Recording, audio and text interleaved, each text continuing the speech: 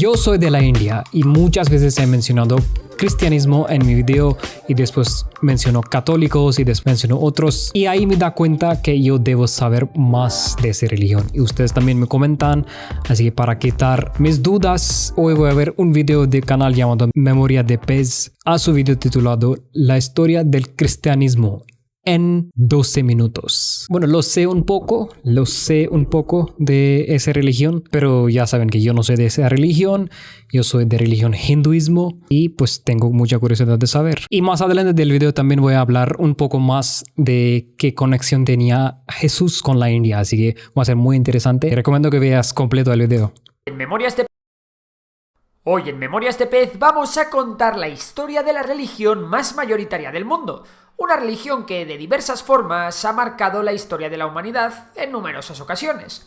Y es que hoy toca hablar de Jesús de Nazaret, de la Biblia, de la Iglesia y de una de las más claras raíces de la cultura occidental. Hoy en Memorias de Pez os contamos la historia detrás del cristianismo. Como todos sabéis, el calendario que usáis la mayoría de vosotros va por el año 2022. Esto quiere decir que hace 2022 años ocurrió supuestamente un suceso trascendental para la historia del ser humano: el nacimiento de Jesucristo, Jesús de Nazaret, o para los cristianos, el Mesías.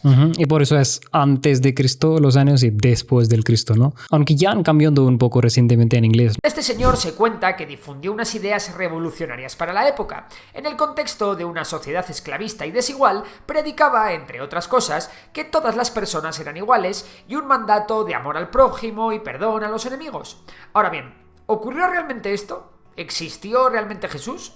Pues vamos a ventilar este asunto rapidito. Pues yo creo que sí, claro que sí. Porque hay pruebas, ¿no? No existen pruebas directas, vamos, que nadie ha publicado por ahí el ADN de Jesús ni una mísera foto. Lo cierto es que la mayoría de académicos están de acuerdo en que la historicidad de Jesús es real. Esto se debe a las pruebas escritas que se pueden encontrar. Eso sí, muchas de estas pruebas, y digo pruebas entre comillas, están recogidas en los evangelios. Y digamos que, bueno, los evangelios hay que cogerlos con muchísimas pinzas, ya que al final son una saga de historias en las que ocurren acontecimientos milagrosos por doquier. Se han inventado la mitad del libro, pero eso es verdad en el libro de cada religión, ¿no? Porque obvio que alguien escribió, ¿no? No solo apareció la Biblia o no solo apareció Gita de hinduismo o Corán de musulmanes. Alguien tuvo que escribir por la primera vez. Y su interpretación que era de manera de escribir, de pensar y a cuántas cosas agregó, ¿no? Eso sí es entendible, ¿no? Además, tampoco está muy claro si el Jesús histórico se corresponde con la vida de una persona en concreto o incluso podría ser que corresponda a más de una. Sin embargo, hay ciertos hechos que generalmente se ven como hechos históricos. Los dos más claros parecen ser la crucifixión de Jesús por los romanos cerca de Jerusalén y el bautismo del Mesías por parte de Juan el Bautista. A estos acontecimientos se les puede sumar la evidencia de que Jesús tuvo una serie de... Juan Bautista, y por su nombre ya es bautizar o baptism en inglés, ¿no? Bautista. A estos acontecimientos se les puede sumar la evidencia de que Jesús tuvo una serie de discípulos que ampliaron su mensaje y que además fueron perseguidos. Ahora bien, volvamos al año cero en el que supuestamente nació Cristo. ¿Qué estaba sucediendo en el mundo? Y más en concreto en Oriente Medio por aquel entonces. Pues bueno, al margen de que los 3 Reyes Magos se dieron un viajazo, resulta que unas décadas antes del nacimiento de Jesucristo, Roma acababa de convertirse en imperio. Las legiones romanas dominaban las distintas regiones del levante mediterráneo, entre ellas una zona de Palestina, que actualmente es el norte de Israel, llamada Galilea. Ya en vida de Jesús, Herodes Antipas fue el gobernador de esta región, además de hijo de Herodes I el Grande, que es el de la matanza de los inocentes narrada en el Antiguo Testamento y que seguro suena a muchos. Y como no, para entender el nacimiento del cristianismo hay que entender cómo estaba el tema cultural por aquel entonces en la zona. Fíjate, tanta información en 12 minutos, es sorprendido que... Pero vamos a ver qué tanto, porque están diciendo muchas cosas. En primer lugar, el levante mediterráneo y Egipto habían estado durante cientos de años bajo el mandato de la dinastía tolemaica, descendientes directos de Ptolomeo I Sóter, uno de los grandes generales de Alejandro Magno y tatarabuelo de Cleopatra. Esto significaba que una de las tradiciones culturales más asentadas en la zona eran la tradición griega o el helenismo. Vamos, la cultura clásica con su religión politeísta, aunque levemente modificada. Algo que a los romanos les encantaba y que de hecho los tíos se habían agenciado como cultura propia.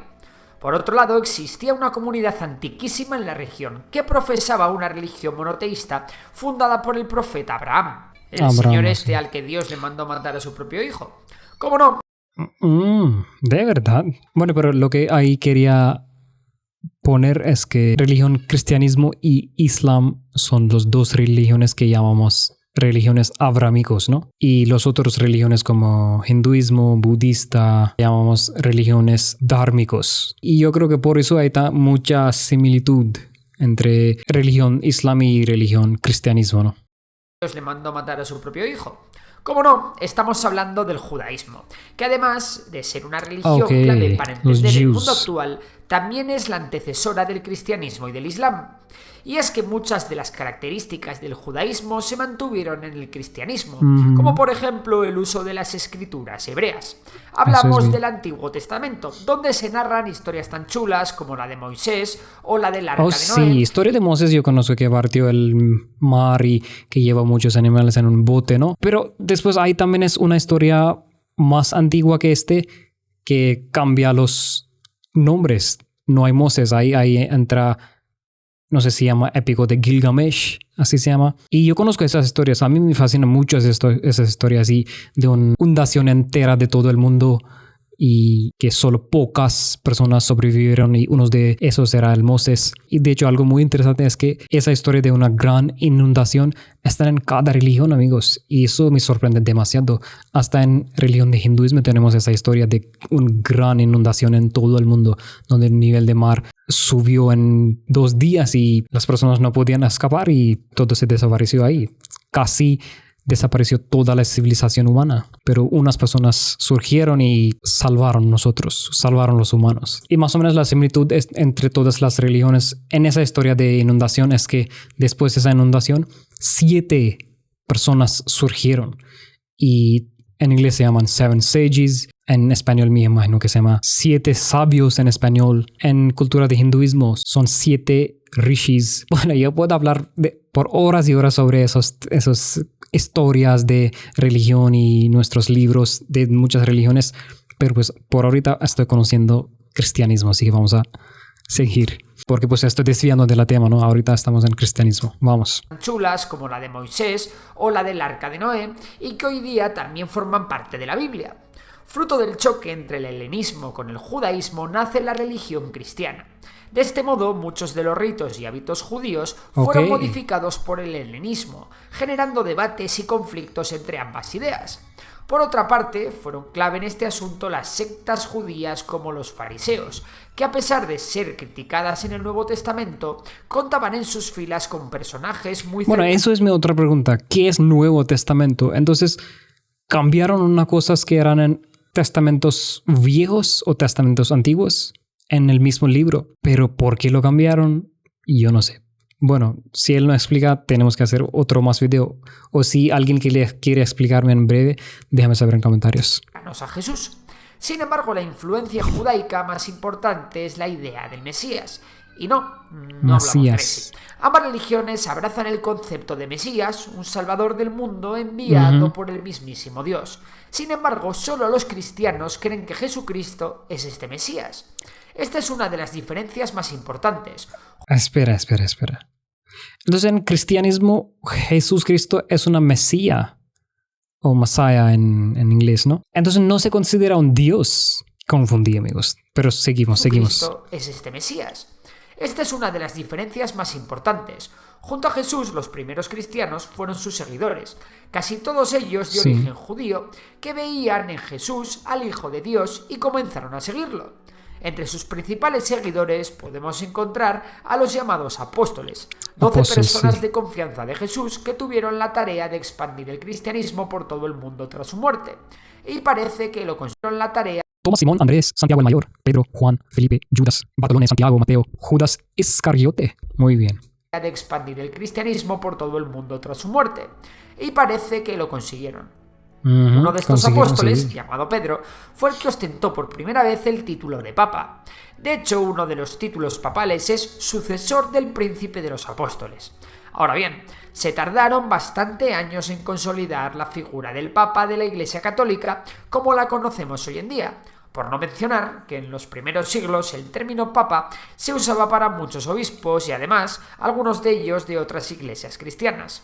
Con el paso de los años surgieron numerosos concilios donde los cristianos iban formando su propia religión, cambiando elementos y generando escisiones, como la escisión de la Iglesia de Oriente tras el concilio de Éfeso en el 431. Y es que durante los 4 siglos restantes del Imperio Romano, el cristianismo se abrió paso poco a poco y pasó de estar perseguido a hacerse la religión más importante para los romanos. Con Diocleciano se dio la última de las grandes persecuciones a los cristianos. Se abolieron los derechos legales de los cristianos y se exigió que cumplieran con las prácticas religiosas tradicionales.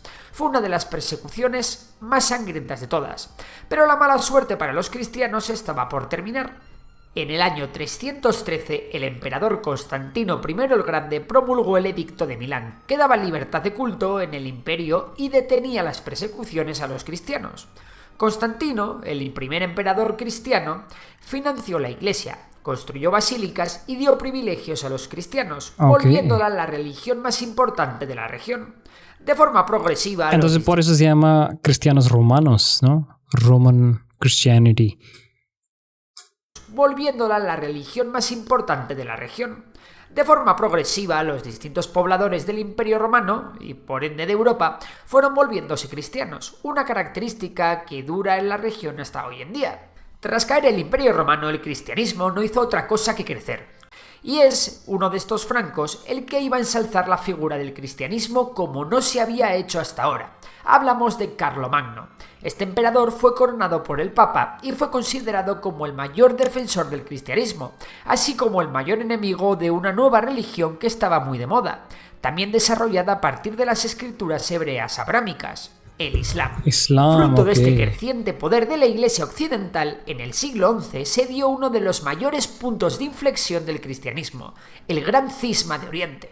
Esta fue una etapa en la que se presentó una crisis de carácter religiosa y acabó por dividir a la Iglesia de Occidente de la Iglesia Ortodoxa de Oriente.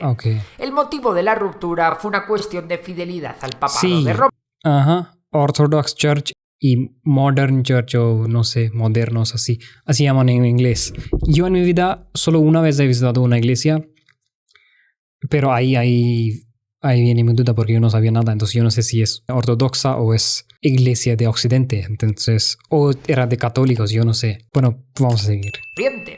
El motivo de la ruptura fue una cuestión de fidelidad al papado de Roma. En Occidente, la autoridad suprema correspondía al Papa, obispo de Roma, quien había sido legitimado a través del apóstol Pedro por boca del mismísimo Cristo, como ya hemos mencionado antes. Por el contrario, en Oriente la autoridad residía en un episcopado integrado por todos los obispos. El deseo de poder del papado de la Iglesia de Occidente, así como la toma de Jerusalén por parte de los musulmanes, llevaron a otro episodio de especial relevancia en la historia del cristianismo, las Cruzadas.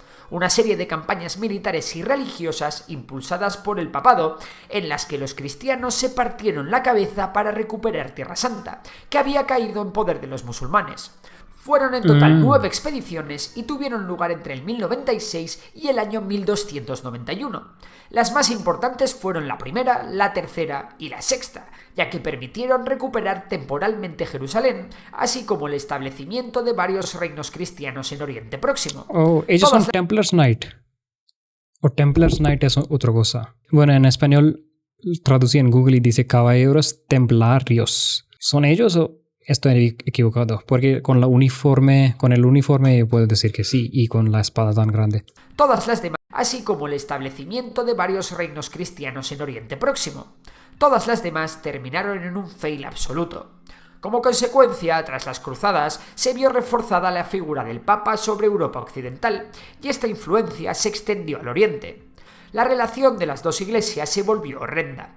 Los cruzados llegaron incluso a ocupar Constantinopla en 1204. Sin embargo, esto también hizo que creciera la influencia bizantina sobre Occidente. Se abrieron nuevas rutas comerciales que proporcionaron muchas ganancias y, en última instancia, acabaron por fortalecer a la naciente burguesía. De esta forma se debilitó el sistema feudal y un incipiente capitalismo comenzó a florecer. Eso sí, en los siglos XV y XVI el papado de Roma tenía más poder que nunca. De hecho, tenía mucho más poder que la mayoría de los reinos de la época. Entre esto y la venta de indulgencias para financiar la construcción de la Basílica de San Pedro, la paciencia de muchos de los estados fieles a la Iglesia se estaba acabando. En resumen, que la Iglesia se estaba pasando pidiendo dinerito. Y esto enfadó a mucha gente. ¿Para construir más o qué? Estaba pasando pidiendo dinerito. Y esto enfadó a mucha gente.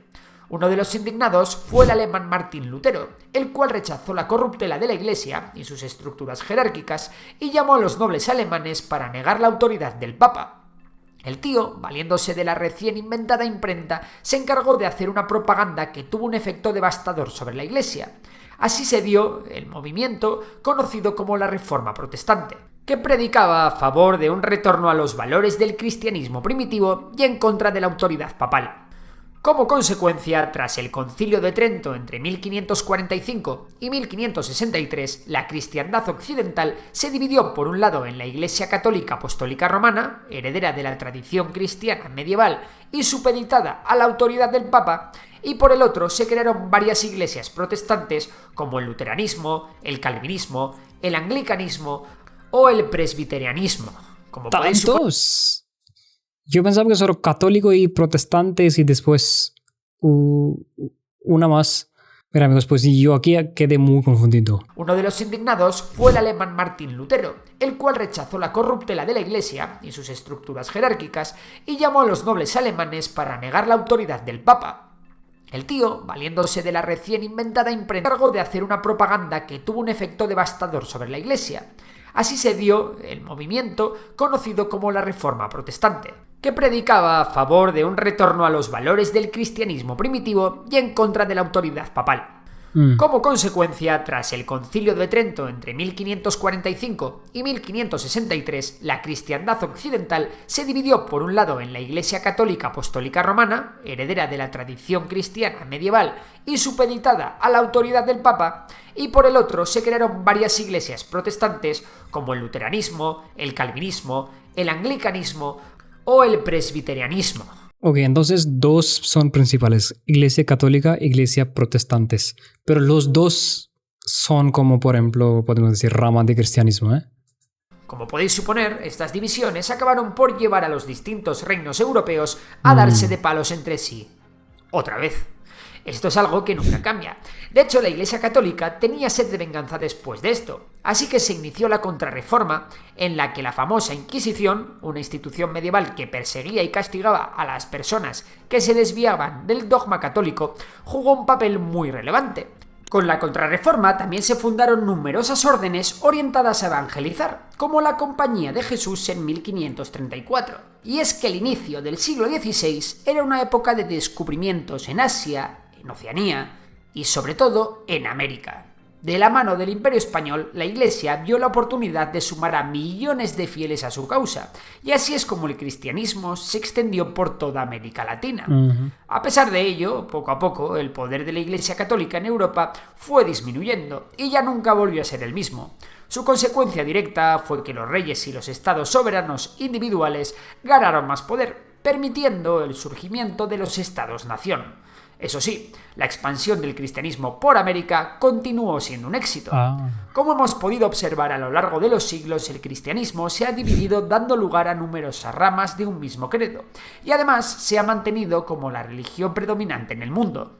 Más de 1.000 millones de personas están bautizadas y se estima que aproximadamente un 30% de toda la población mundial forma parte de la tradición cultural cristiana. ¡Qué bien! Y bueno, lo que lo dije al inicio, que han encontrado pruebas de Jesucristo en la India también, es que muy recientemente estaban haciendo estudios a Sabana Santa de Turín, ¿no?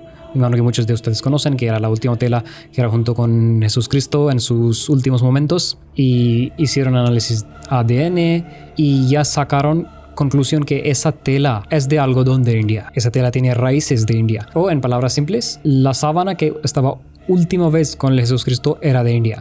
Entonces, ¿qué significa eso? Muchas conclusiones pueden ser. La conclusión que a mí me gusta más es que Jesús Cristo sí estaba en la India una vez y de ahí llevó esa ropa y regresó a su viaje. Son unas pruebas en cultura de budismo y en cultura de hinduismo donde sí han encontrado una persona muy sabia que no han escrito su nombre como Jesús Cristo, pero ya han encontrado esas escrituras donde han mencionado a esa persona que viene de tal parte y estaba muy sabio en las cosas que decía y muchas cosas más. Y de hecho hay otras teorías que Jesús Cristo también encontró con el mismo Buda, aunque qué tan verdad es esa historia yo no sé, pero a mí me parece muy muy interesante.